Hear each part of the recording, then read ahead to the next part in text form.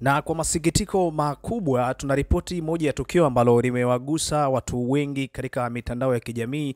Ni kuhusu kifo cha bondia kutokea nchini Nigeria anayefahamika kwa jina la Gabriel Oluwasegun Olanrewagu, aliyefariki kutokana na mshtuko wakati wa pambano dhidi ya bondia kutokea kule nchini Ghana anayefahamika kwa jina la Johnny Mbanugu. Pambano hilo lilikuwa limefanyika usiku wa jana katika ukumbi wa ngumi wa uko Bukon, tukio ambalo ni la kusikitisha na limeacha watu ambao ni marafiki ama watu ambao wanapenda ngumi katika majonzi makubwa. Hata hivyo, ni muhimu kutambua kwamba ukumbi wa ndondi wa Bukon umekuwa ukikumbwa na changamoto mbalimbali katika matukio ya hivi karibuni. Kwa mfano, tarehe 26 Novemba mwaka jana, pambano lililokuwa linasubiriwa kwa hamu kati ya Jacob Dixon na Haruna Mohamed liligairiwa ghafla kutokana na mzozo wa mkataba, hali inayosababisha vurugu na machafuko miongoni mwa mashabiki waliokuwa wamehudhuria siku ya tukio hilo. Aidha, mashabiki wa ndondi wameelezea kutoridhika kwao na matatizo yanayojitokeza mara kwa mara katika ukumbi huo, ikiwa ni pamoja na kuanza kwa kuchelewa kwa mapambano, kusitishwa ghafla kwa matukio na masuala ya usalama.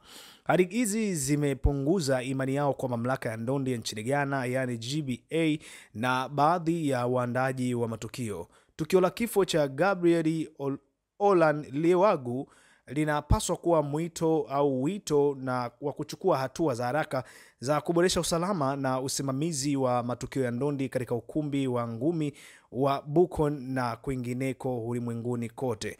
Ni muhimu kwa mamlaka husika kuchunguza kwa kina mazingira ya kifo na kuweka mikakati madhubuti ili kuhakikisha usalama wa mabondia na mashabiki katika matukio hayo. Hii ni moja ya video ambayo ilikuwa inamuonesha jamaa alikuwa ulingoni anapambana kuweza kupambania chakula, na kama unavyojua mambo ya mtu atakula kwa jasho lake, lakini bahati mbaya kabisa akajikuta amepata mshtuko na bila kufahamu hata refa alikuwa anamhesabia ile yupo chini. Mwishoni ndo chanzo cha kupoteza uhai wake kiweza kutokea maeneo hayo. Ni msiba mkubwa kweli kweli umewakumba watu ambao ni wahanga ama wapenzi wa ngumi ulimwenguni, na wameweza kutoa maneno yao kwa namna ambavyo wameguswa na tukio hili. Wengine wakidai kwamba huduma lazima ziboreshe katika mataifa mbalimbali na baadhi ya michezo, kwa sababu ni mchezo ambao unagusa sehemu ambayo ni ya umuhimu kweli kweli ya binadamu, ikiwa katika ubongo, kichwa.